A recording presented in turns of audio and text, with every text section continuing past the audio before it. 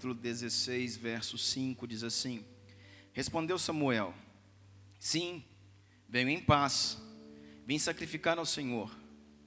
Consagrem-se e venham ao sacrifício comigo. Então ele consagrou Jessé, os filhos dele, e os convidou para o sacrifício. Quando chegaram, Samuel viu Eliabe e pensou: com certeza é este que o Senhor quer ungir. O Senhor, contudo, disse a Samuel: não considere a sua aparência, nem a sua altura, pois eu o rejeitei. O Senhor não vê como o homem vê a aparência, mas o Senhor vê o coração. Então Jessé chamou Abinadab e o levou a Samuel. Ele, porém, disse: o Senhor também não escolheu este. Em seguida Jessé levou Samá a Samuel, mas este disse: também não foi este que o Senhor escolheu. Jessé levou a Samuel 7 dos seus filhos, mas Samuel lhe disse: o Senhor não escolheu nenhum deles. Então perguntou a Jessé: estes são todos os filhos que você tem? Estes são todos os filhos que você tem, esses 7?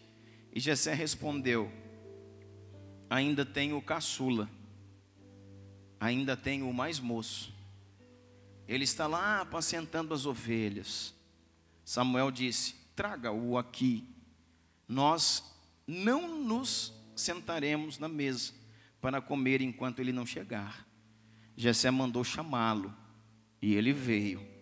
Ele era ruivo, de belos olhos, com boa aparência. Então o Senhor disse a Samuel: é este, levanta-te e unja-o. Samuel apanhou um chifre cheio de óleo e ungiu na presença de seus irmãos.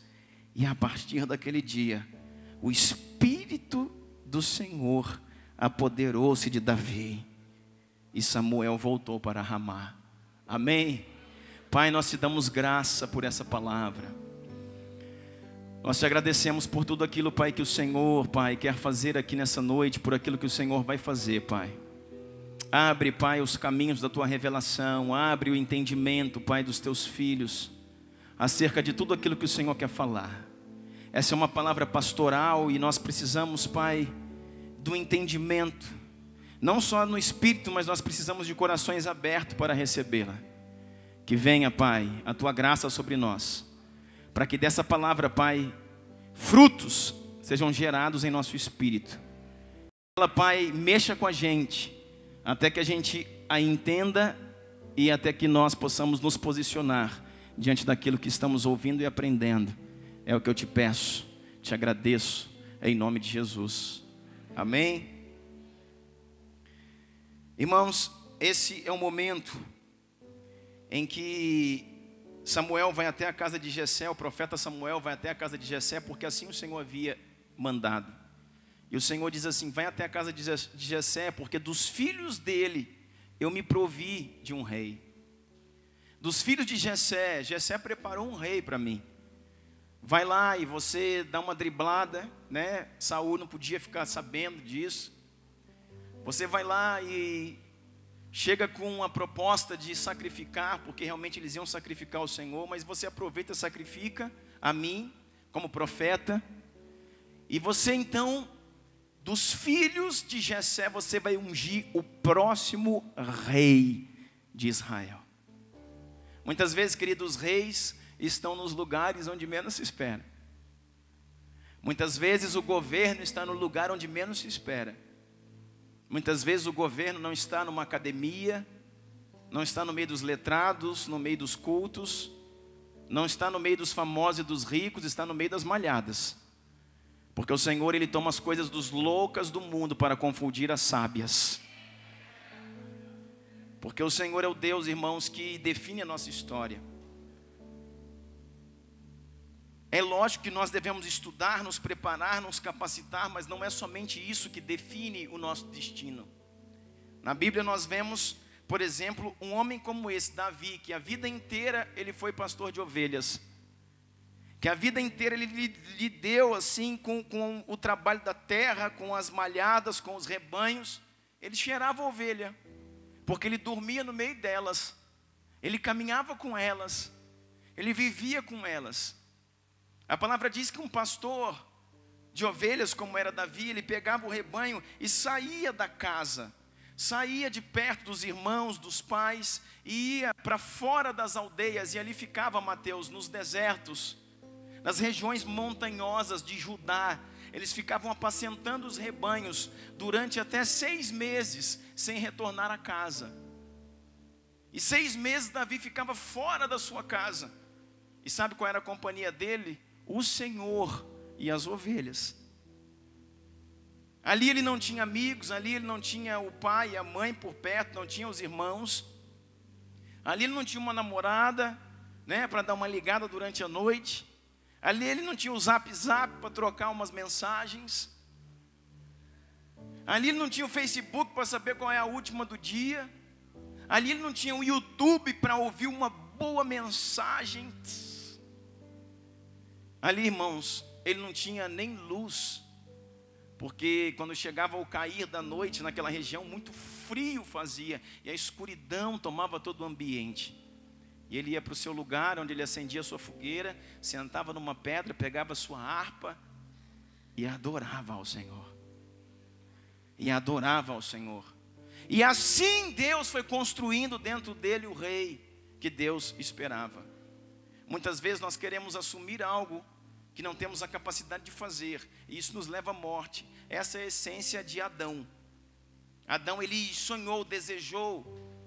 Adão e Eva sonharam, desejaram ter acesso a um conhecimento que eles não podiam, não estava liberado para eles naquele momento. Eles não tinham capacidade de lidar com aquilo. E eles foram lá e tocaram na árvore do conhecimento do bem e do mal. E quando eles tocaram, foi liberado para eles um entendimento, um conhecimento acerca do que era bom e do que era mal. E isso os destruiu, porque eles não sabiam, pelo menos naquele momento, lidar com isso. A mesma essência de Adão é a essência do filho pródigo, que quer ter acesso a uma herança que é dele, mas não está acessível naquele momento. Mas ele quer a herança antes do tempo, e quando recebe a herança antes do tempo, ele morre. Ele morre espiritualmente. Por quê? Porque ele não está pronto a lidar com aquilo. Assim sou eu, assim é você, assim somos nós. A concupiscência, a vontade de saber um pouco mais, de ter um pouco mais, de receber um pouco mais, de ir um pouco mais além, nem sempre isso é bom. Porque isso nos leva, irmãos, a ter acesso, a receber coisas, Mateus, que nós não estamos prontos a lidar com isso. E isso vai nos levar à morte. Por isso que Deus queria um rei. Deus queria um rei para substituir Saul. Só que agora, o que o Senhor está fazendo? Está preparando no coração de um homem. Deus está edificando um reinado dentro de um homem. Deus está preparando um rei dentro dele, para que depois ele possa ser rei sobre todo Israel. E isso é feito, sabe como, irmãos? Com separação, no meio do caos, no meio da escuridão, no meio da solidão. Muitas vezes ali ele se sentia sozinho, talvez abandonado, talvez rejeitado, talvez solitário. Por isso que muitos dos salmos você vê Davi conversando com a sua própria alma. Porque está angustiado a minha alma? Porque estás abatida dentro de mim? Você já viu um homem pregar para ele mesmo? Davi fazia isso. Porque Davi, sendo governado pelo Espírito, e se você disser, não pastor, mas não tinha o Espírito Santo ainda na antiga aliança. Não tinha, mas você acabou de ler que depois que ele foi ungido, o Espírito Santo se apossou dele. E um homem governado pelo Espírito, irmãos, ele sabe que ele tem um propósito, um foco, e tem que permanecer naquilo. E muitas vezes a alma grita, ai, não é bem por aí, não é assim, não é isso, não é aquilo. Não vamos conseguir, não podemos, o fulano, o ciclano, e as pessoas, e a rejeição, e a humilhação. Aí Davi chegava pelo Espírito e começava a ministrar para a sua alma, cala-te, alma. Acalma-te dentro de mim. Espere, porque o Senhor vem com o livramento. Espere, porque a glória de Deus, ela vai se estabelecer em nós. E ali Deus foi trabalhando na vida dele e foi aprovando esse homem. Sabe por quê, querido? Escute o que eu vou falar. Porque Davi era escolhido, assim como eu sou escolhido. Eu sei que sou. Assim como você é escolhido. Só que, amém? Quantos acreditam que são escolhidos? Muitos são chamados, poucos escolhidos. Não, pastor, eu sou um escolhido, ok. Só que não adianta somente ser escolhido. É preciso ser aprovado. Pode anotar. Não adianta somente ser escolhido. É preciso ser aprovado. E nesse tempo de aprovação, no momento de aprovação, é na nossa vida, no cotidiano da nossa história, nas nossas decisões, na nossa caminhada, que nós vamos sendo aprovados ou desaprovados. Eu gosto de chamar isso, irmãos, da universidade da vida, ou a escola do Espírito. É onde Deus vai ir nos mostrando, nos ensinando, trabalhando em nós, extraindo de nós o nosso melhor, tirando aquilo que tem que ser removido, tirado. É um processo, é uma escola. E eu não sei se mudou, mas quando eu ainda estudava, você tinha todo um conhecimento teórico acerca de alguma coisa, e depois você tinha que fazer uma prova. E se você não fosse aprovado na prova, o que acontecia? Você tinha que fazer a prova de novo. Você repetia o ano inteiro para fazer toda a lição novamente e fazer a prova de novo. No reino do Espírito, querido, não é diferente. Existem provas que o Senhor coloca diante de nós. E se eu sou aprovado, eu passo para a etapa seguinte. E se eu sou desaprovado, pastor, eu volto para a estaca zero.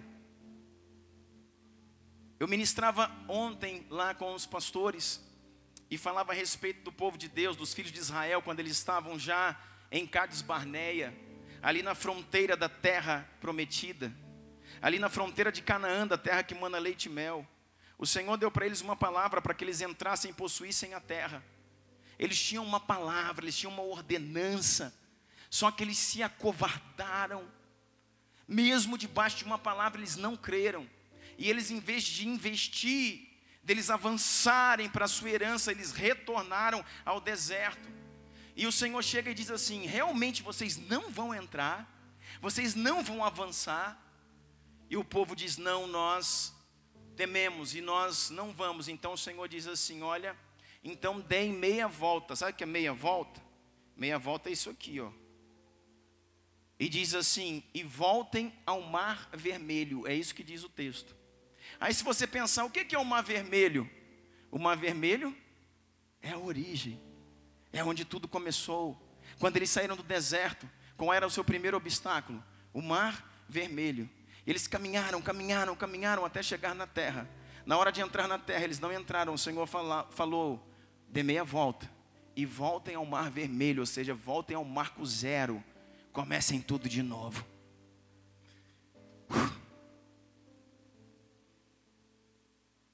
Você está entendendo? Então, como é que funciona uma escola, irmão? Se eu sou aprovado, eu passo para a etapa seguinte. Se eu não sou aprovado, eu faço a prova de novo. E não adianta, Gabriel, eu mudar de cidade, mudar de escola. Não, vou sair dessa escola aqui do estadual e vou para o nacional. Você pode ir para o internacional, o interplanetário. Você vai chegar lá, você mudou de escola, mas a prova é a mesma. Você mudou de escola, mas a prova é a mesma. Então eu vou mudar de cidade, vou lá para São Paulo. Você mudou de cidade, mas a prova é a mesma. Ah, então eu vou lá para a Inglaterra. Aleluia. Você vai fazer a prova em inglês, mas vai fazer a prova também.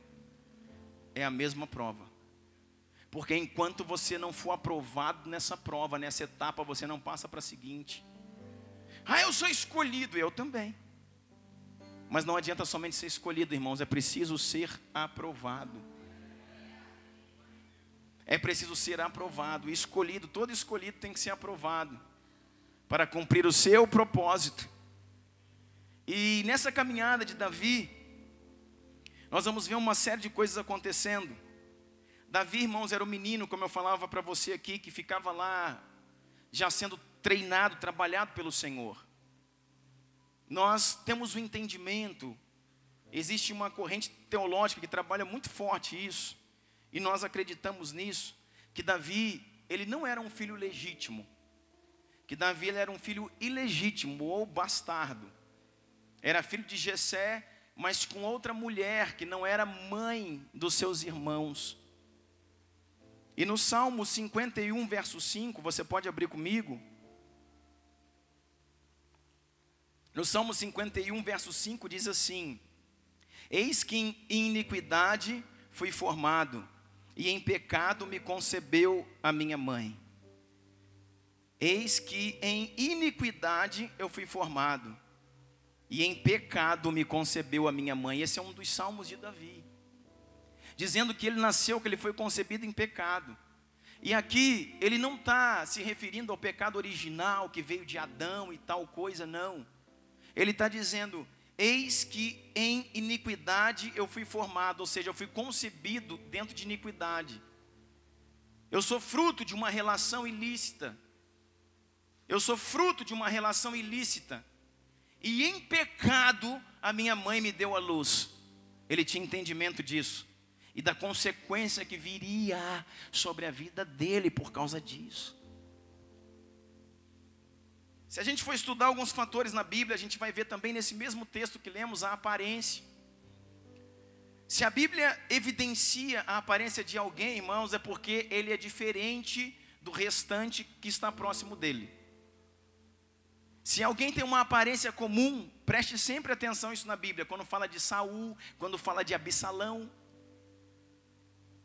Se alguém tem uma aparência comum, ou seja, igual ou semelhante à da maioria das outras pessoas, a Bíblia não fala da sua aparência. Quando a Bíblia destaca a aparência de alguém, é porque essa pessoa é diferente. E Davi era diferente dos seus irmãos. E a Bíblia, nós lemos aí em 1 Samuel 16, 12, que diz assim, então mandou chamá-lo e fê-lo entrar. Ele era ruivo, ele era formoso de semblante, de boa presença. E disse o Senhor, levanta-te e unge, porque este é ele, este é o escolhido.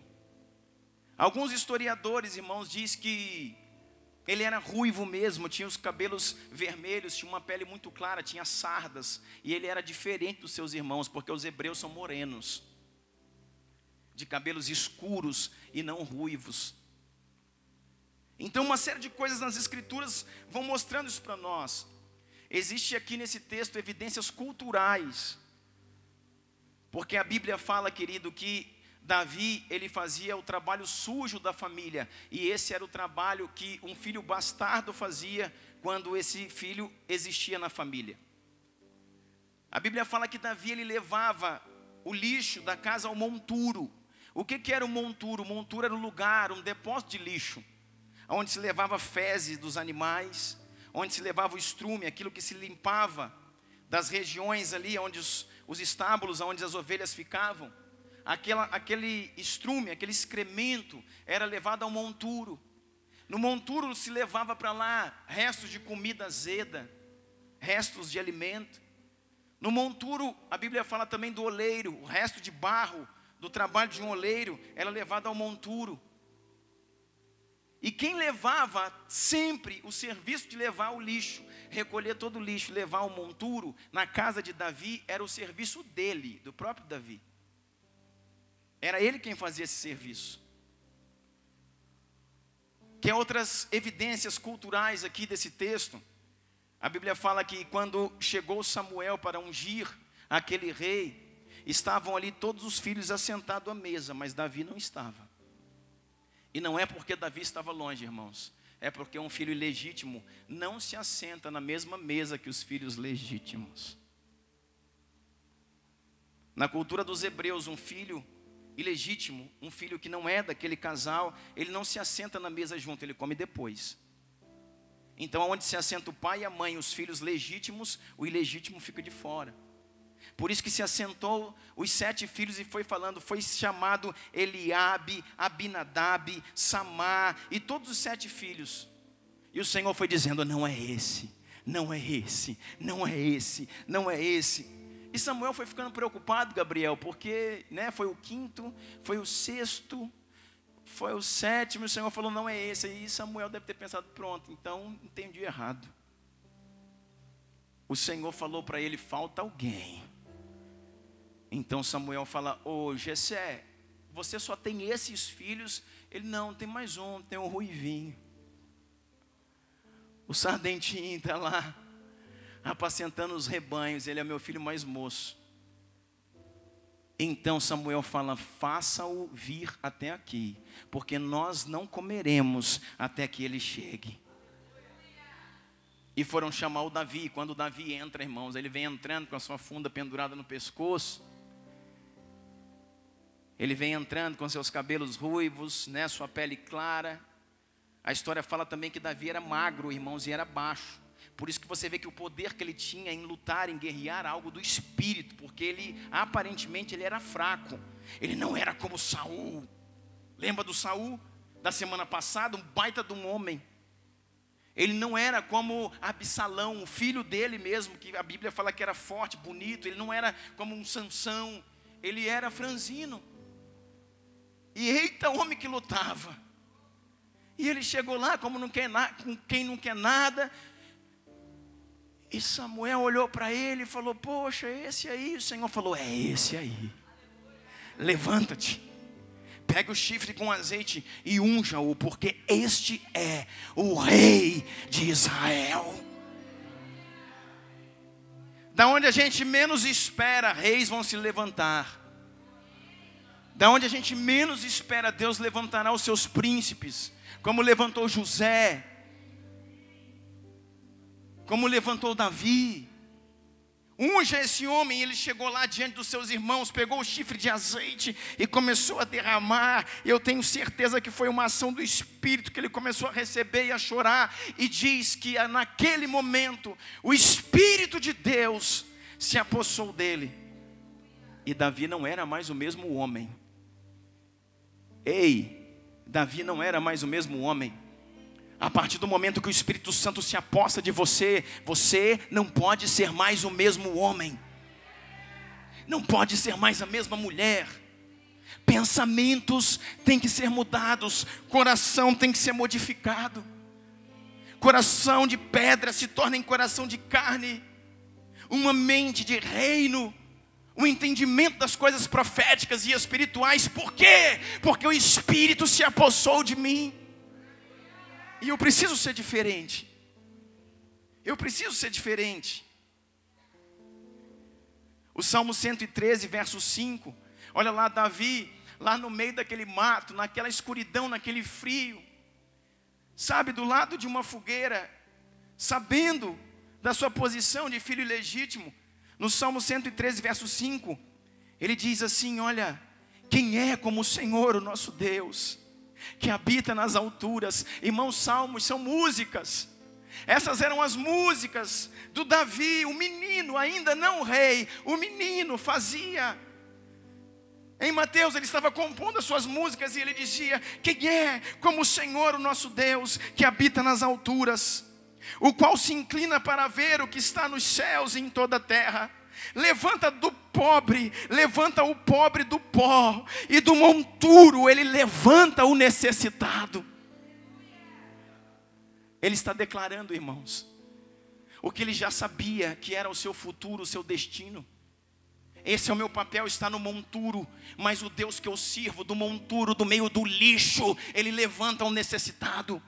Ele dizia que levanta o pobre do pó, e do monturo ele levanta o necessitado, para o fazer assentar com os príncipes, mesmo com os príncipes do seu povo. Faz com que uma mulher estéril habite em casa, e seja alegre mãe de filhos.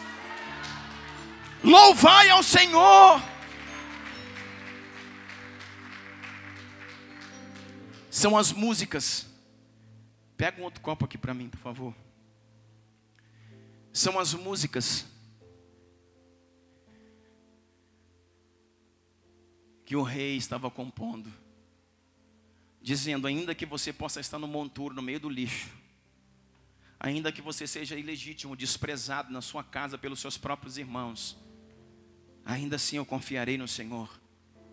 É Ele que nos ergue do pó, é Ele que nos levanta, é Ele que nos abençoa. Amém? Esse era o coração desse menino. Esse era o coração do menino, irmãos, do rei menino. Davi era um rei menino. Sabe qual era o segredo? O segredo de Davi, que mais o diferenciava do rei Saul, é porque Davi, querido, ele nunca amou mais o trono do que a Deus. Saul amava o trono. Saul amava o trono. Amava aquela linda cadeira.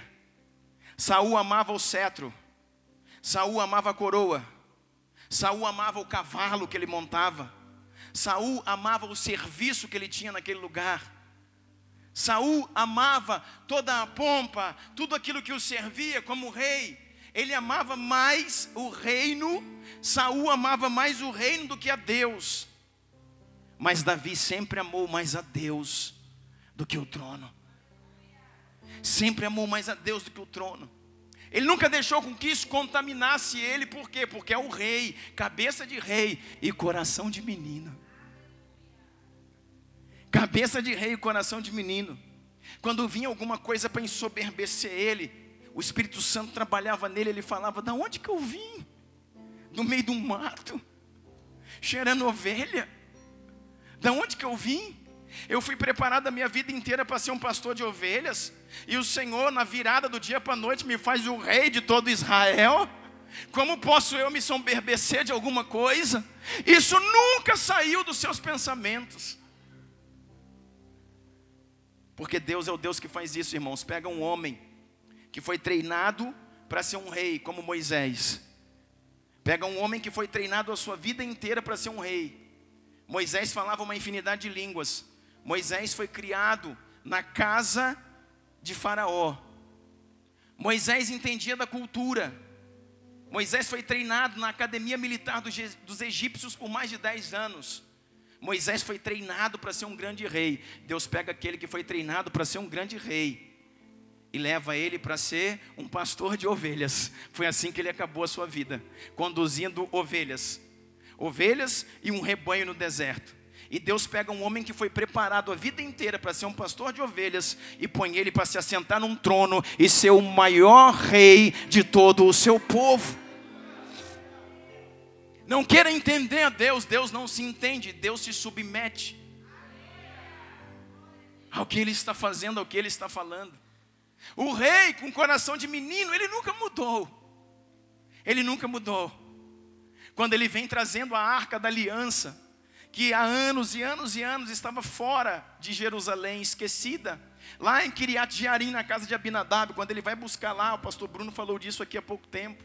Irmãos, quando ele vem trazendo essa arca, e quando ele vai entrar na cidade, a cidade está em festa, a cidade está em alarido, existem as tropas se movimentando, existem as virgens de Israel dançando, existem as trombetas tocando, uma grande festa acontecendo, porque a arca, que representa a figura do próprio Deus no meio do povo, está voltando para casa, e Davi está vindo na frente.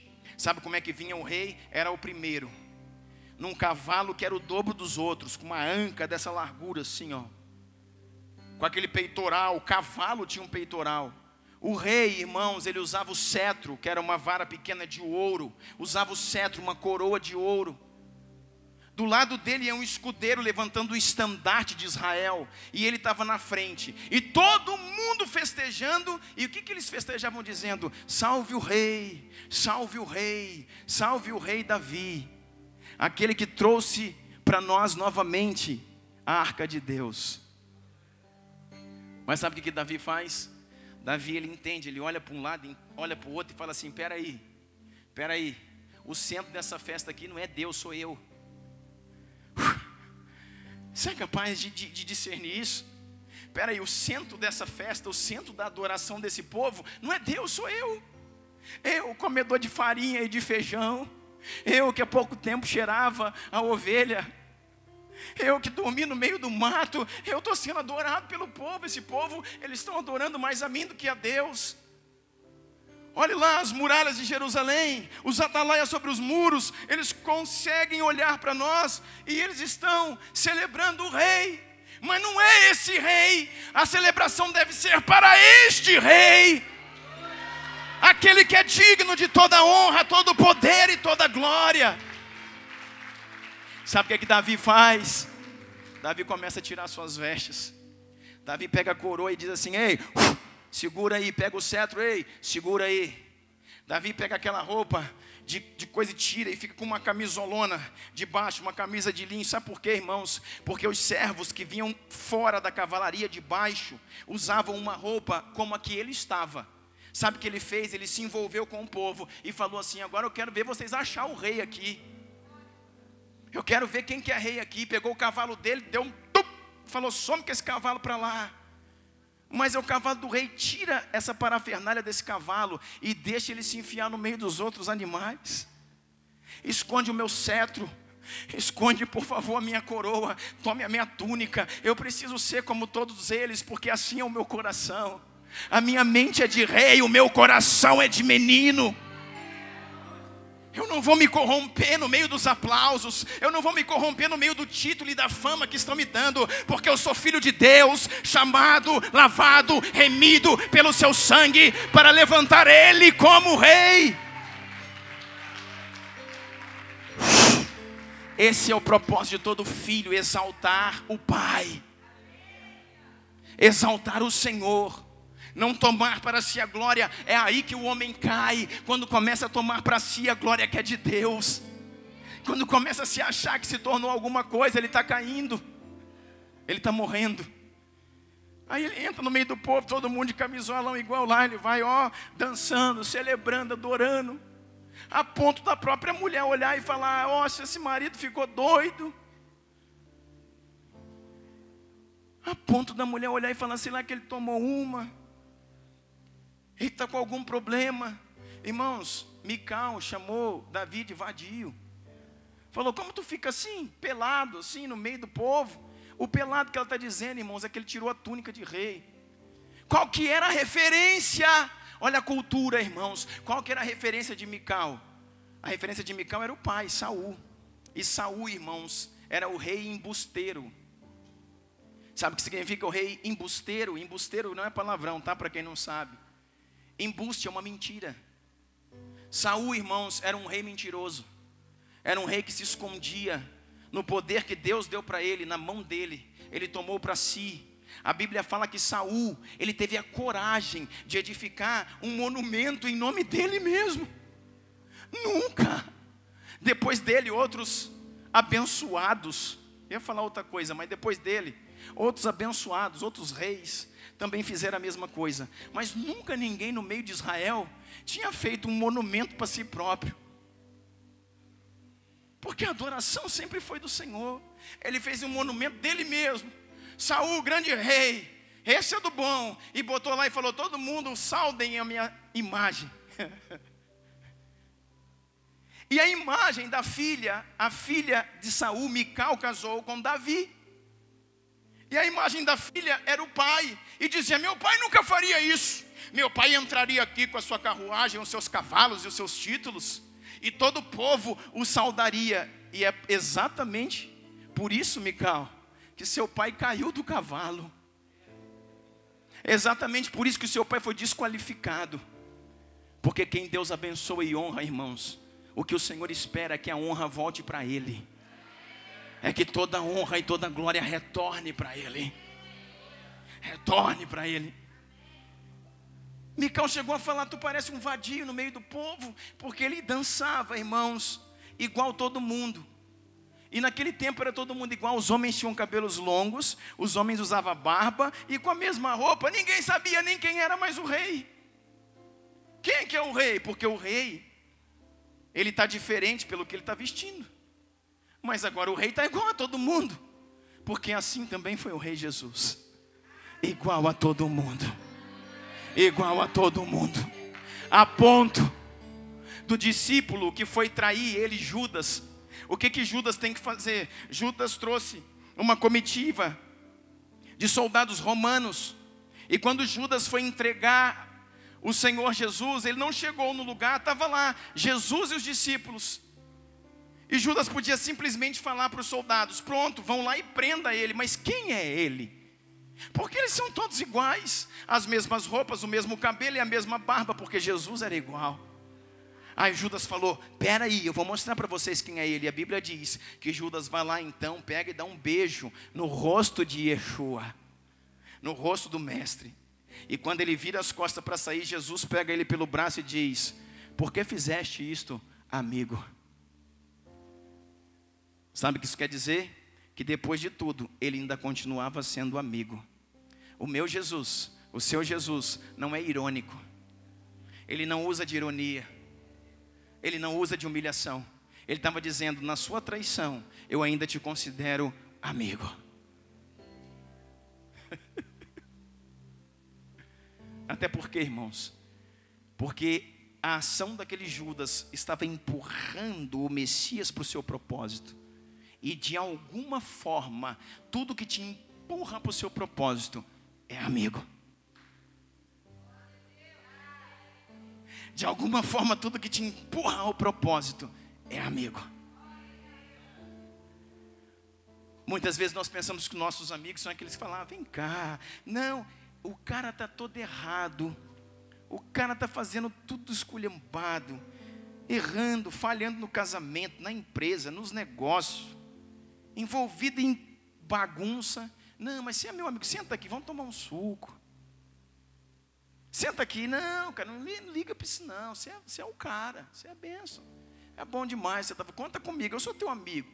Quando você quiser ouvir um elogio, é só bater aqui na minha porta, a gente toma um lanche junto, eu falo que você é o 10, esse é seu amigo, irmão. Todos aqueles que te empurram para o seu propósito, ainda que pareça que estão fazendo mal para você, é amigo. De alguma forma Deus está permitindo com que isso aconteça. Esse é o rei com cabeça de rei e coração de menino.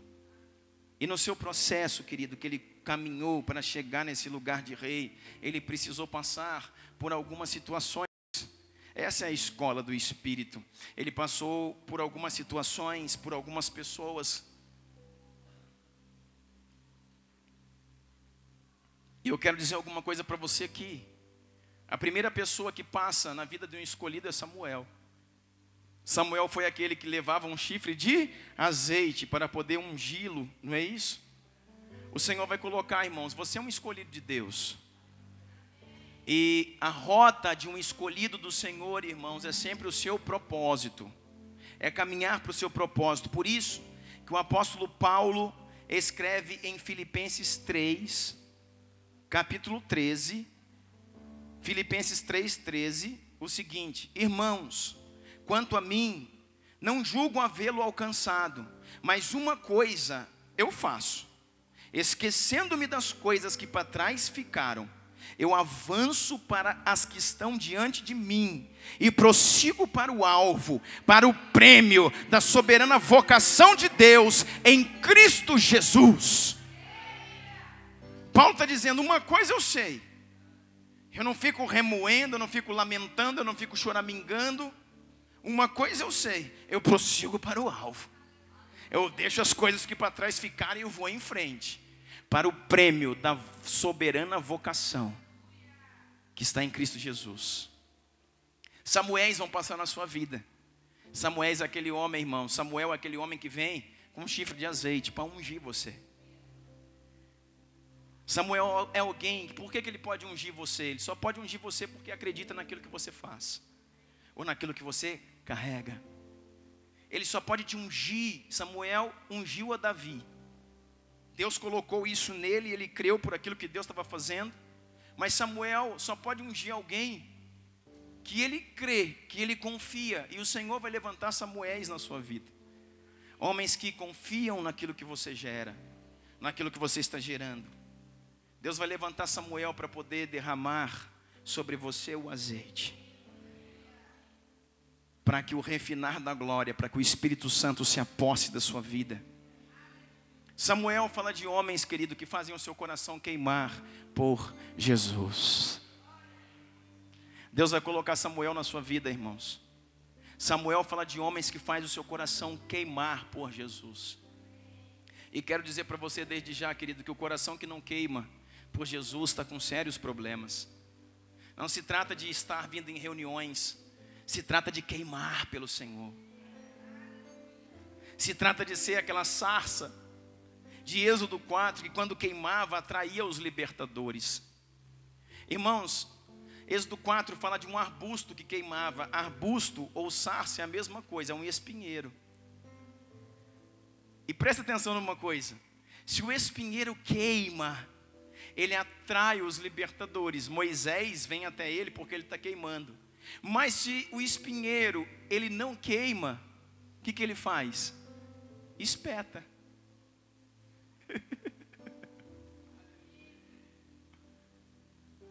Você e eu somos espinheiros.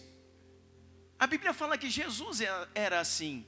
A Bíblia fala que Jesus não tinha nele beleza alguma para que o desejássemos.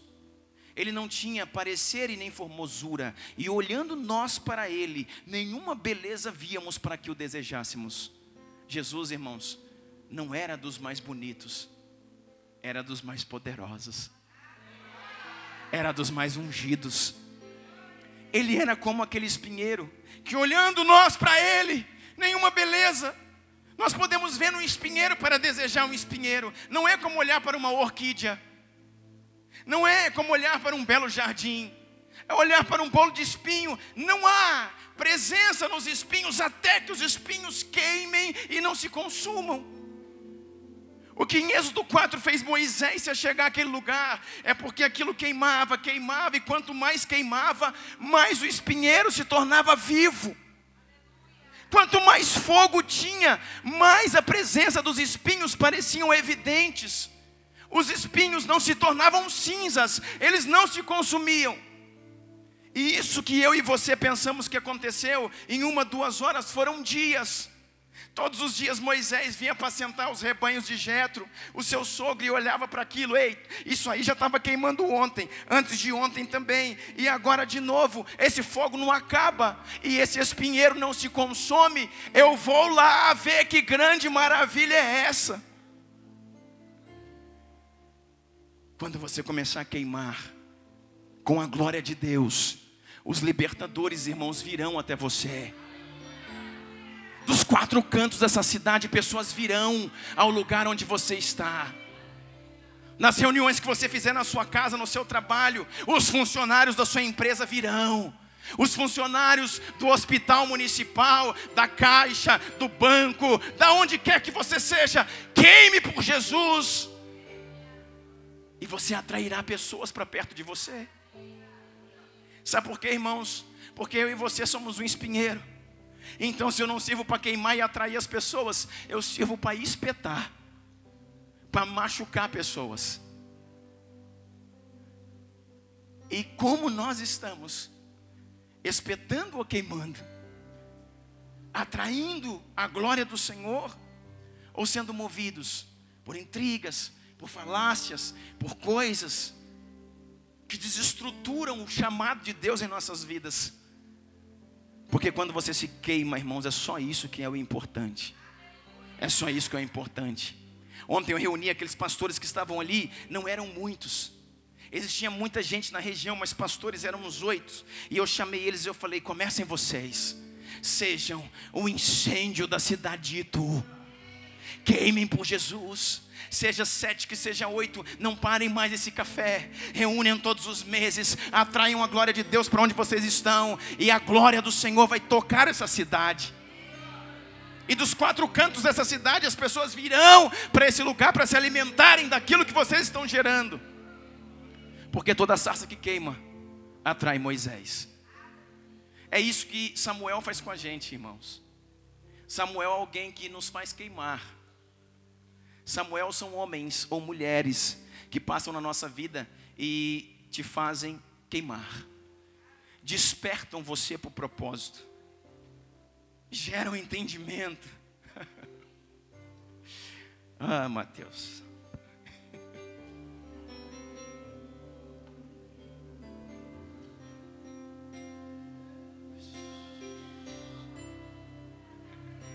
a tua glória. Por onde eu passar, manifestar a tua glória, Deus. Eu te dou os meus ombros pra carregar. Por onde eu passar, manifestar. Seja cheio do Espírito. Seja consumido pela sua presença. Seja consumido pela sua presença. Que os teus ossos, os teus músculos, que a tua voz seja cheia do Espírito Santo. Cheia que ticará mandou reras. Cheia andacana manás. Venha Espírito, venha Espírito, venha. Encha o teu filho. Gira a chave, Deus. Envolva-o na tua glória, Deus. Que a vida do Senhor te consuma, filho, em nome de Jesus. O que eu desejo, o que eu preciso, o que eu procuro, a tua glória, Deus. A tua glória é o meu desejo. O que eu desejo e o que eu preciso e o que eu procuro, a tua glória, meu Deus. A tua glória é o que eu preciso, Deus. O que eu desejo e o que eu preciso e o que eu procuro, a tua glória. Hey, hey, hey, hey, hey, hey, hey, hey. A tua glória, oh Espírito, a tua glória, Deus. A tua glória é o que eu preciso, Deus. A tua glória, Deus. Só uma coisa me satisfaz. Só uma coisa me satisfaz, Deus. A tua glória, Deus. A tua glória. Deixa ele pegar você. Deixa ele tocar você, Deus. A tua glória, Deus. Só uma coisa me satisfaz, Deus.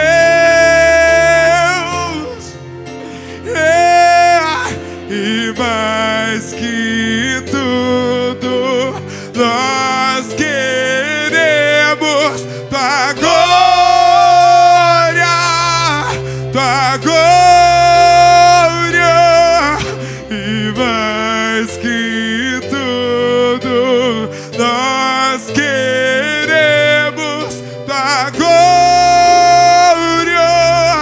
tua glória, Deus. E mais que tudo, nós queremos tua glória,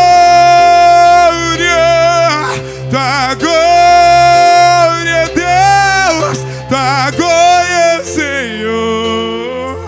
Tua glória, Senhor, que me apaixona e me transforma. Tua glória, Senhor. Tua glória, Senhor, que me apaixona, Espírito Santo, e me transforma. nos ajuda, Senhor. Nos ajuda, Jesus. Nos ajuda, Jesus. Nos ajuda, Pai.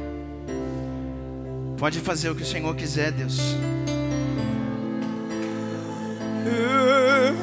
Tudo que eu quero é estar em tua mente. Tudo que Espírito anseio Santo, é beber Espírito de tua Santo, presença. Meu maior desejo é estar em tua mesa. Como eu te amo. Se me convidas, ali que eu quero estar. Na mesa da presença, jamais abandonar. Se esse é o meu lugar, se esse é o meu lugar, és tudo que eu quero. Tudo que anseio é comer de tua glória. Tudo que anseio é beber de tua presença. Meu maior desejo é estar em tua mesa. Como eu te amo, se me convidas, é ali que eu quero estar. A mesa da presença, jamais abandonar. Se esse é meu lugar, se esse é meu lugar, és tudo que eu tenho. Tudo que eu quero é beber de tua glória. Tudo que eu sei é comer de tua presença. Meu maior desejo é estar em tua mesa. Como eu te amo, Deus, se me convidas, é ali que eu quero estar. A mesa da presença, jamais abandonar. Se esse é meu lugar, se esse é o meu lugar, é tudo que eu tenho, Deus. És tudo que eu tenho, Deus. És tudo que eu tenho, Deus. És tudo que eu tenho. És tudo. É tudo que eu tenho. És tudo que eu tenho. Em nome de Jesus. Em nome de Jesus, deixa Deus fazer na sua vida nesse tempo, querido. Deixa eu falar mais um pouquinho para você. Deixa eu correr aqui para a gente poder. Eu penso que... Ah, Deus. Irmãos, Deus vai colocar Samuel na sua vida. Samuel fala desse homem, o homem que carrega o chifre de azeite. O homem que vai encontrar você e despejar esse óleo na sua cabeça. De forma que depois disso, você será tão cheio do Espírito como nunca antes. Samuel fala da pessoa que alinha você no propósito.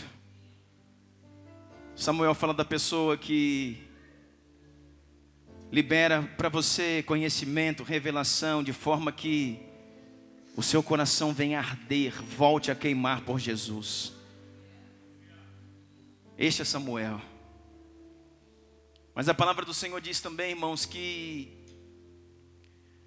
outro profeta, sem ser o Samuel, também passou na vida de Davi. Esse era Natã. Eu quero dizer para você, todo grande homem, todo grande rei precisa de um Natã na sua vida. Todo grande homem. Todo grande rei precisa de um Natã. Natã são aqueles, irmãos, me desculpem a expressão, que podem colocar o dedo no seu nariz. E se você nessa noite pensou assim, ninguém pode colocar o dedo no meu nariz, então você jamais será um grande homem. Você jamais será um grande rei. Você jamais será um grande homem se ninguém puder te confrontar. Se ninguém puder colocar o dedo no seu nariz e falar, aqui você para, você está errado. E você abaixar a cabeça e falar assim, eu estou ouvindo a sua voz como sendo do próprio Deus falando comigo. Davi era o grande rei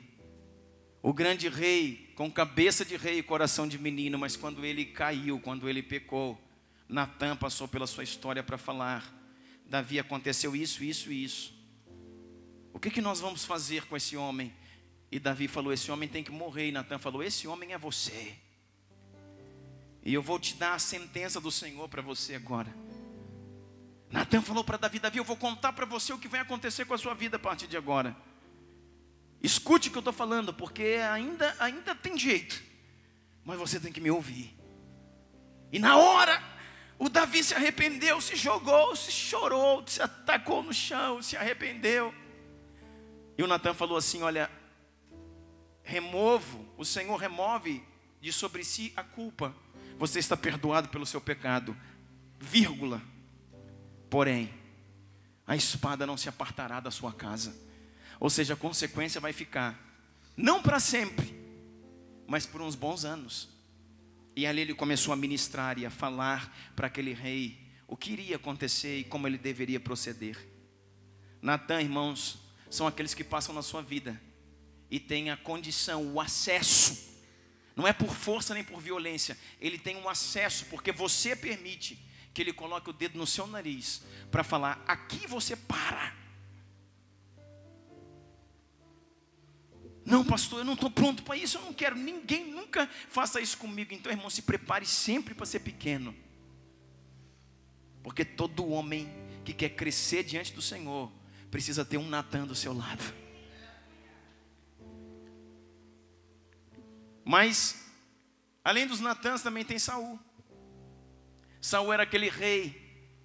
Sabe quem é Saul, irmão? Saul é uma representação no espírito. É a pessoa que você serve. É a pessoa que você caminha junto. Aqui eu quero, irmãos, abrir um parêntese muito profundo.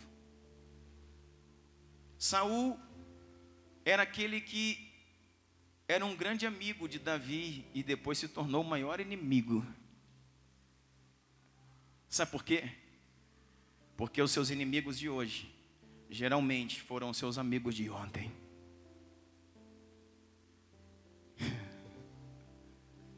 Os seus inimigos de hoje geralmente foram os seus amigos de ontem. Só pode te ferir tanto, irmãos, te machucar tanto, alguém que já teve acesso à sua vida. Alguém que já teve acesso ao seu coração.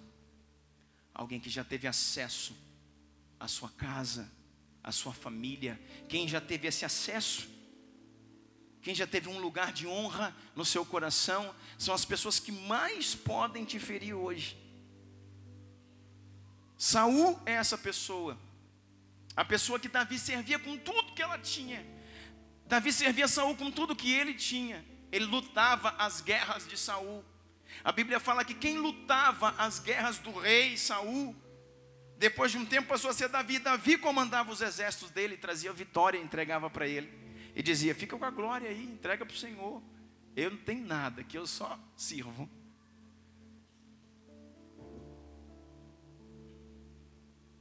Davi era aquele homem que estava sempre perto. Davi era aquele homem que cuidou do reino. Davi era aquele homem, irmãos, que tocava a harpa para quando Saul estava atormentado por um espírito maligno. Aqui é outra parte, uma história muito bonita. Deus já havia rejeitado Saul como rei. E o Senhor permitia com que um espírito imundo, um demônio, viesse e se alojasse em Saul. E Saul ficava endemoniado. Ficava possesso, diz a Bíblia, endemoniado, ruim. E não tinha remédio, não tinha tratamento, não tinha médico, não tinha feitiço, não tinha nada que pudesse o livrar, a não ser a harpa de Davi. E aí diziam, olha, Davi, Saul está endemoniado de novo. Aí dizia, eu estou indo lá. E como eu já falei para você, ele não trazia um mapa, ele não trazia um óleo, ele não fazia cara feia, ele só vinha com a harpa. E chegava no ambiente onde Saul estava e começava. E começava a dedilhar aquela harpa. E começava a dedilhar aquela harpa. E o som daquela harpa ia atraindo a presença, a glória de Deus para aquele ambiente. E aonde a presença e a glória de Deus se estabelece, não tem nenhum tipo de demônio, de doença, de enfermidade que permaneça. Ia embora. É assim que temos que fazer na nossa casa. E Davi, ele serviu a Saul. E Saul, depois que ficou sabendo que ele seria o rei, queria matá-lo. Eu vou matar você. E começou a perseguir. E começou a perseguir. E o que você quer fazer com Saul, irmão? O que nós queremos fazer com Saul? Saul é quem quer nos matar. Eu vou matar ele primeiro, então. Esse é o pensamento do homem, não de Deus. Saul, irmãos, fala de opositores. A melhor referência para Saul, no entendimento do Espírito, não é um inimigo, é um opositor. E eu vou dizer para você, os Saús são um treinamento de Deus para a sua vida. Os Saús são um treinamento de Deus para a sua vida. Você está entendendo isso? Todo homem precisa de opositores, porque eles revelam as nossas fraquezas e nos aperfeiçoam. Você queria matar o Saul? Não, deixa ele viver. Sabe por quê? Quanto mais Saul perseguia Davi, mais Davi servia a Saul. Porque Saul, irmãos, são opositores. São pessoas que nos resistem, que nos opõem. Parece que virou para aquele tempo, para aquele momento, a pedra do nosso sapato. E você deve estar pensando aí no seu Saul. Aquele que virou para um determinado tempo a pedra do nosso sapato. Saul. E você queria matar esse Saul, dar um jeito nele. Não. Saul é treinamento de Deus para nós. Saul são opositores. Por quê? Porque os Saús, os opositores, revelam as nossas fraquezas, revelam aonde precisamos ser trabalhados, revelam aonde nosso espírito ainda não está pronto, revelam as nossas maiores fragilidades, são mostradas pelos opositores e nos aperfeiçoam. Porque entendendo as nossas fragilidades e fraquezas através da oposição, nós podemos então entrar num lugar de tratamento para ser aperfeiçoado.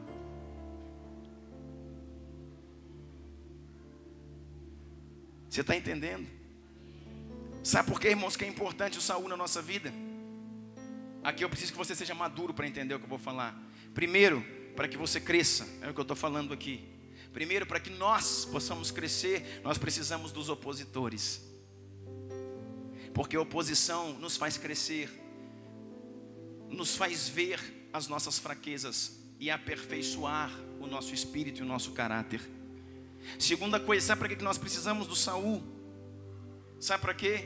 Para que você entenda com Saul, na forma de Saul mover aquilo que você não precisa fazer ou não deve ser. Sabe qual que é o terceiro ponto? Por que você precisa de Saul?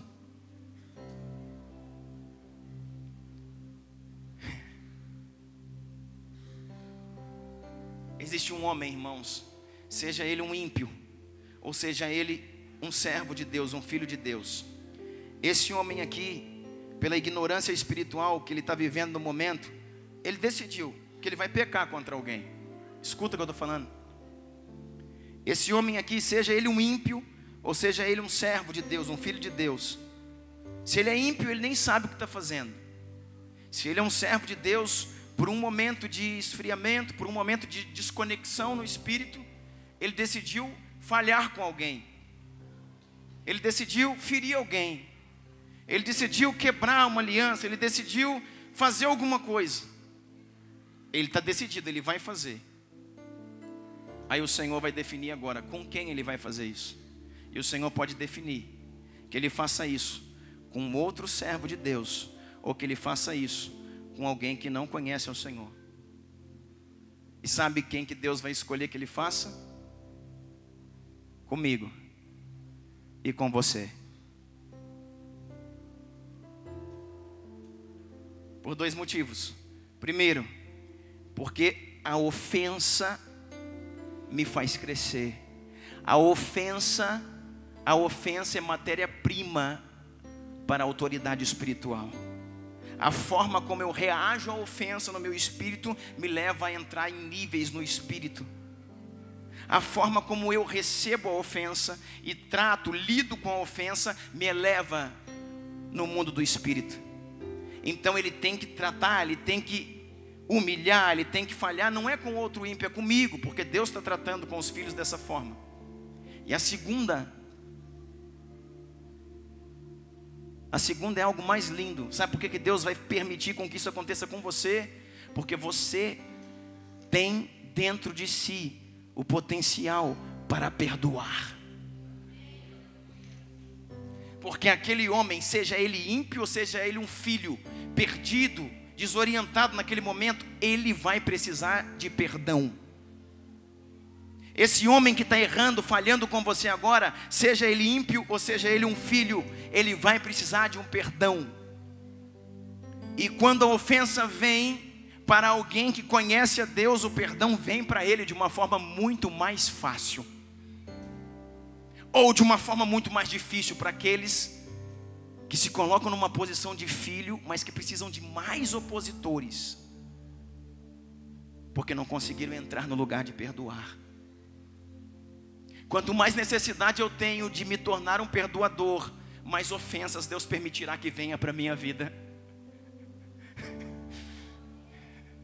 As ofensas deixarão de chegar a mim quando Deus ver que eu sou alguém com o coração que perdoa. Perdoai as minhas ofensas, Deus, como eu tenho perdoado a quem nos tem ofendido. Como eu posso, e você pode orar o Pai Nosso, como eu posso pedir a Deus: Deus, perdoa minhas ofensas, como eu tenho perdoado a quem me ofendeu? Essa é a oração do Pai Nosso. Você tem perdoado quem te ofende? Se isso não é uma realidade para nós, mais ofensas e mais ofensas virão, porque esse é o tratamento para que um filho se torne perdoador. Quando um filho se tornou perdoador, então as ofensas não precisam mais chegar, porque o coração dele está aprovado nesse quesito. Então, quando um homem se levanta, seja ele um ímpio ou seja ele um filho de Deus, para poder ferir alguém, a escolha de Deus é: fira o Douglas, fira a Karina, fira o Paulo, porque ele é meu filho. Você ferindo ele, eu estou tratando ele, e ele cresce à medida que ele entende, ele cresce no espírito, e ele te devolve o perdão a hora que for necessário.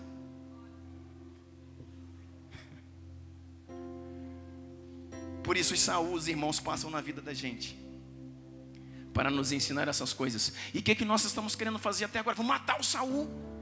Mata esse Saul, está com uma bomba nele, mete, dá um jeito. Ora para que Deus consuma o Saul com fogo. Davi nunca tocou em Saul, irmãos. Chegou uma hora que Davi chegou, a Bíblia fala que eles chegaram no lugar, Saul estava perseguindo Davi para matá-lo.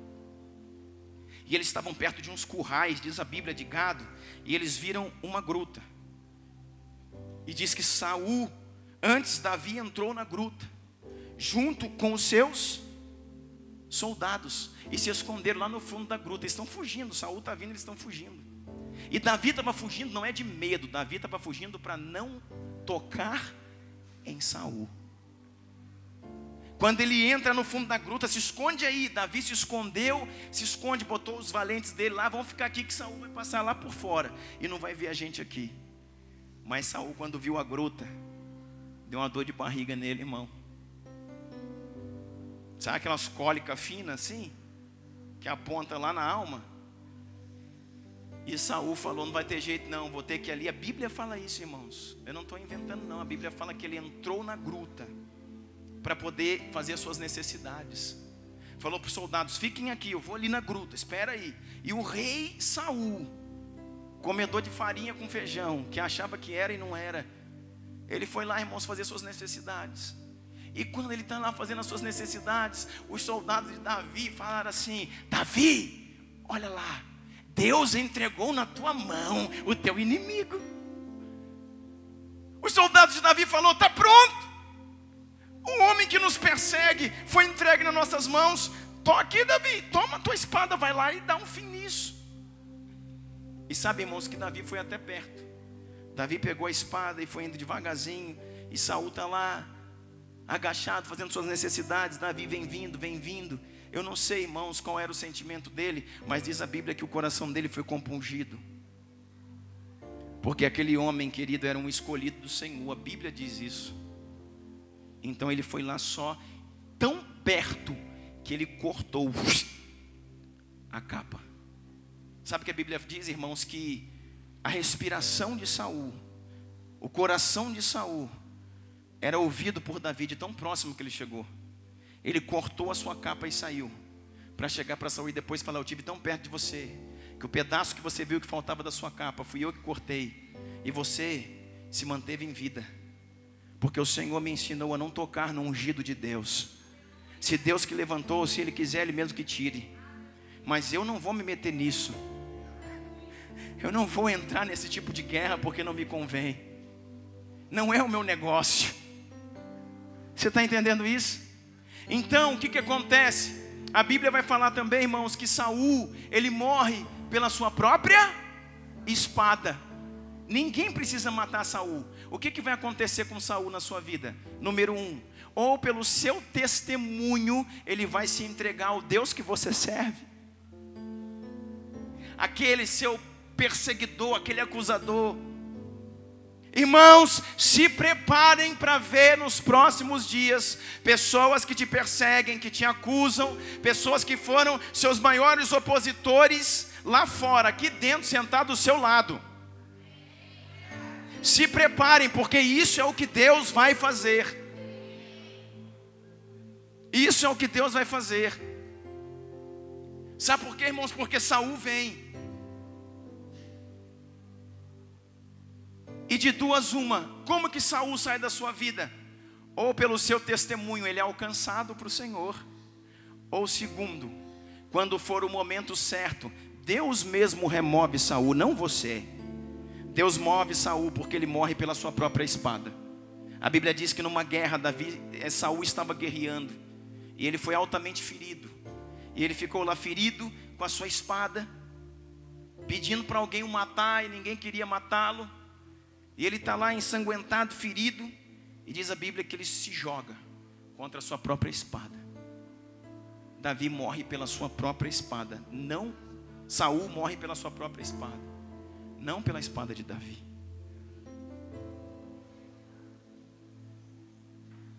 Saul passará na sua vida.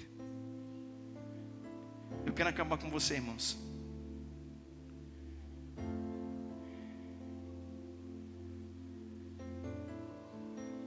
O que eu faço com Saul então, querido? Faço o que Davi fez. O que Davi fez? O serviu.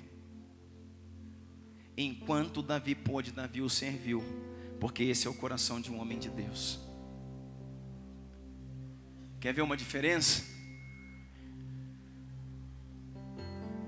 Golias também vai passar pela sua vida. E essa é a pregação de domingo passado. Golias é outro assunto. Golias é aquele que se levanta todos os dias para afrontar a sua vida e para mostrar para você o seu pecado. É aquele que se levanta para mostrar, para poder acusar. Golias, irmãos, é a enfermidade que bate no nosso corpo, que açoita o nosso corpo. Golias é a fúria de Satanás contra a nossa vida. São principados de lascívia, de prostituição, de adultério. São fraquezas que nós temos na nossa sexualidade. São fraquezas que nós temos na corrupção do nosso ser. Isso é Golias. Com Golias é diferente. Com Golias você derruba e arranca a cabeça. É isso que a Bíblia diz. Fraquezas na nossa sexualidade, fraqueza na forma de lidarmos, irmãos, com recursos, com dinheiro, corrupção, fraquezas de não sabermos quem somos e temos algo todos os dias nos acusando, todos os dias vícios. Golias, cigarro, bebida, álcool, drogas, Golias, fraquezas, lascívias, pornografias, prostituição, aquilo que vem todos os dias. Golias se levantava todos os dias para dizer: não tem homem aí. Essa ação espiritual, Golias é um principado que se levanta todos os dias para a sua vida para falar: você é fraco e mais uma vez hoje eu vou te derrubar. Para Golias, irmãos, você levanta, derruba-o e arranca a sua cabeça. Escuta o que eu vou falar para você, para nós terminarmos. Eu comecei essa palavra dizendo que nenhum homem que foi escolhido, ele será aceito antes de ser aprovado. Não adianta ser somente escolhido, você precisa ser aprovado. E quando você é aprovado, irmãos, pega comigo para a gente terminar. Quando que eu sou aprovado? Quando eu derrubo aquilo que me desaprova. Então eu vou dizer para você, o derrubar Golias é a condição para que você seja aprovado.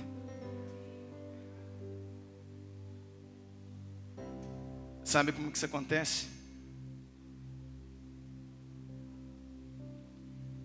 Deus, Ele te elege. Samuel te unge. Natã te confronta. Saul te capacita. E Golias te aprova.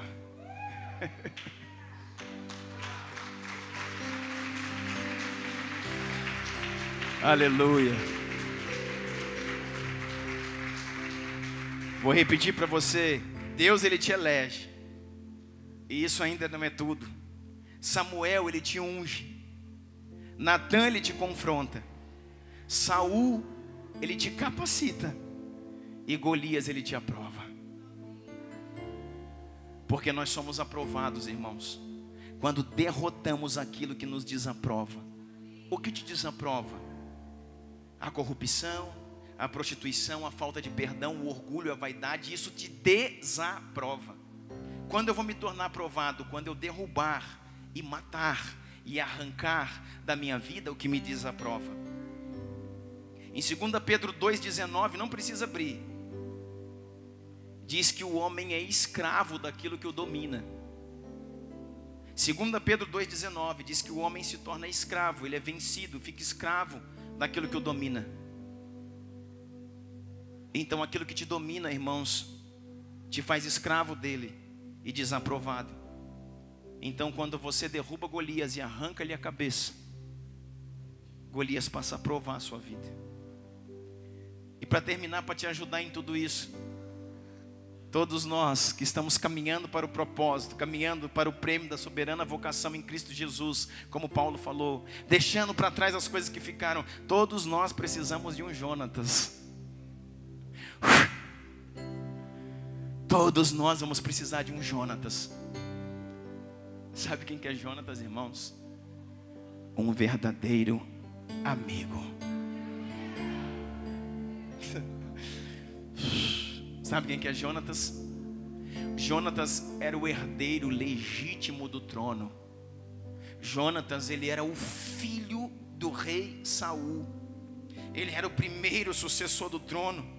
Na linha de sucessão, ele era o primeiro, ele era o herdeiro legítimo, Jonatas.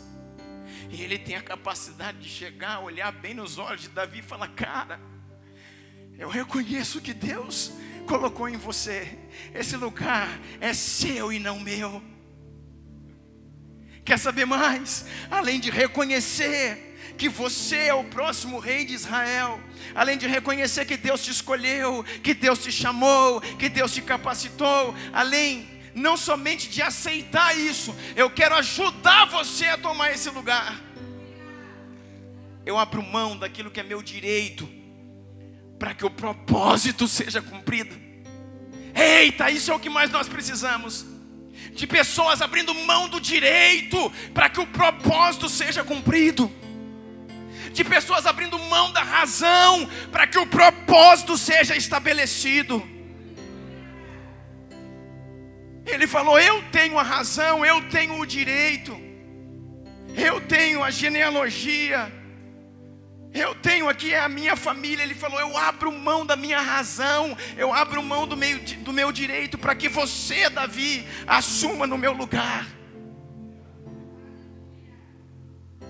Todos nós vamos precisar de um Jonatas, irmãos. Olha o que a Bíblia diz a respeito dele. 1 Samuel 18:1 diz assim: sucedeu que, acabando Davi de falar com Saul, a alma de Jonatas se ligou com a de Davi. Olha essa amizade, querido. 1 Samuel 18:1. A alma de Jonatas se ligou com a alma de Davi, e Jonatas o amou com a sua própria alma. Jonatas o amou com a sua própria alma. E diz assim: Saul naquele dia tomou e não lhe permitiu que tornasse para a casa de seu pai. Saul expulsou Davi de lá, não permitiu que ele retornasse. Jonatas e Davi fizeram uma aliança, porque Jonatas amava com a sua própria alma. Jonatas fez uma aliança com Davi, e falou assim, verso 4. Jonatas então ele despojou-se da sua capa, que vestia, e deu a Davi. Falou: você vai precisar da capa de um rei, e essa aqui é a capa que você vai usar. E ele não era o rei ainda, irmãos. Isso é um ato profético de reconhecimento. Olha o que ele disse: e deu a Davi, como também ele deu a armadura, ele deu a espada, ele deu o arco e ele deu o cinto. Falou: isso é uma armadura de rei, e ela é sua. A terra me comissionou, mas os céus escolheram você. A terra me dá o direito, mas os céus lhe colocam como sucessor. Eu deixo o meu direito para entrar dentro do propósito e colocar você como rei. Sabe o que ele deu? A espada. Jonatas é um amigo que te dá espada. Sabe o que é isso, irmãos? Espada fala de instrução na palavra. Jonatas é um amigo que pode caminhar com você, te instruindo na espada. A espada do Espírito é a palavra de Deus. Jonatas é alguém que caminha com você e te dá o cinto. O cinto na armadura de Deus é a verdade. A nossa aliança é verdadeira e nada pode quebrar. Jonatas é alguém que deu o arco. Sabe o que o arco fala, irmãos? O arco fala de paternidade. Alguém que investe no outro homem para lhe fazer pai. Por quê? Porque como flecha na mão de um valente são os filhos na mocidade. O arco são aqueles que lançam os filhos. Arco fala de alguém recebendo a capacidade de se tornar pai. Davi foi um dos maiores pais geracionais que a Bíblia já viu. Até Jesus Cristo é o filho de Davi. Porque um homem amigo falou: tome o arco, porque você vai se tornar pai. Não somente dos seus filhos biológicos, mas de toda uma geração. Eu confio no que Deus está fazendo. Sabe como é que acaba essa história para a gente orar, irmãos? Tudo que você faz hoje na vida de um amigo pode ser que você não colha hoje. Mas eu quero dizer, irmãos, a sua geração ela estará resguardada. Jonatas, ele amou a Davi e ele morre. E quando Davi assume o trono, Jonatas já estava morto. E agora ele é rei sobre todo Israel. Ele conseguiu anexar as 12 tribos e ser o rei que mais conquistou territórios em todos os tempos. O mais poderoso, o mais famoso, o mais ilustre. E sabe o que ele faz, irmãos? Ele chega assim e diz assim: olha, tem alguém da casa de Saul para que eu possa abençoar? Tem alguém da casa de Saul para que eu possa abençoar? Esse é o seu coração, homem e mulher de Deus. Saul queria matar Davi o tempo todo. Quando ele assume o reinado, ele não fala: vamos acabar com a família de Saul. Ele diz: tem alguém da casa de Saul para que eu possa abençoar? Sabe o que ele está entendendo, irmãos? Que aquilo que ele está tendo ali foi uma coroação do céu, não da terra. Mas ele entende que o direito legal era para os familiares de Saul, não era para ele. Já que Deus o fez rei, eu pelo menos tenho que honrar os homens que tinham direito de estar onde eu estou. Isso é justiça. Não interessa se é meu inimigo, não interessa se pensa diferente de mim. Ser justo, irmãos, é caminhar em justiça. Eu estou num lugar porque Deus me colocou aqui, mas o direito legal era deles. Tem alguém aqui, tem um filho de Saul para que eu possa abençoar. E falaram assim: tem Mefibosete. Mefibosete é filho do teu amigo Jonatas. Eu penso que Davi já começou a chorar. Falou: o quê? Falou: sim, Mefibosete hoje ele é manco, ele é aleijado, ele é coxo, porque quando ele era criança ele caiu fugindo. A serva pegou ele nas mãos, ele ainda pequeno ele caiu e ele machucou a perna, ele é manco. Naquele tempo, irmãos, não tinha cadeira de rodas não. Ou você era carregado por alguém, ou você andava se arrastando no chão. Ele era manco, ele não podia andar. E sabe o que Davi fala? O filho de Jonatas é aleijado e está à míngua. Ele sim. E sabe o que Davi fala? Traga ele para a minha mesa. O último versículo para a gente orar. Olha o que o Senhor falou aqui, 2 Samuel 9:7. Olha o que Davi fala. Mefibosete chega e Davi fala para ele: não tenha medo, disse Davi, pois é certo que eu trarei. 2 Samuel 9:7. Não tenha medo, disse-lhe Davi, pois é certo que eu trarei com bondade. Eu te tratarei com bondade por causa da minha amizade com Jonatas teu pai. Vou devolver-lhe todas as terras que pertenciam a seu avô Saul, e você comerá sempre na minha mesa. Mefibosete prostrou-se e disse: quem é o teu servo, para que te preocupes com um cão morto como eu? Então o rei convocou a Ziba, que era o criado, e disse-lhe: devolvi ao neto de Saul, seu senhor, tudo que pertencia a ele e à família dele. Você, seus filhos, seus servos cultivarão a terra para ele. Você trará a colheita para que haja provisão na casa do neto do seu senhor. Mas Mefibosete comerá sempre na minha mesa. Ziba tinha 15 filhos e 20 servos. Então Ziba disse ao rei, Ziba falou para Davi: o teu servo fará tudo o que o rei, o meu senhor, ordenou. Assim Mefibosete passou a comer na mesa de Davi, como se fosse um dos seus próprios filhos. E aí, irmãos, o aleijado vinha e sentava na mesa. E aquela mesa era a mesa do rei Davi, que é um tipo de Cristo. E isso nos ensina que toda deficiência que nós temos na mesa do rei, na mesa de Jesus, na mesa do Pai, ela desaparece.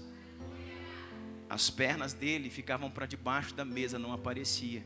E ele passou a comer na mesa todo o tempo, como se fosse um dos seus próprios filhos. Porque na mesa do rei Jesus, toda deformidade fica escondida debaixo da mesa.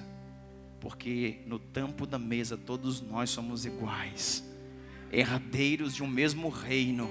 Todos os filhos, os ricos e os pobres, os grandes e os pequenos, os fortes e os fracos.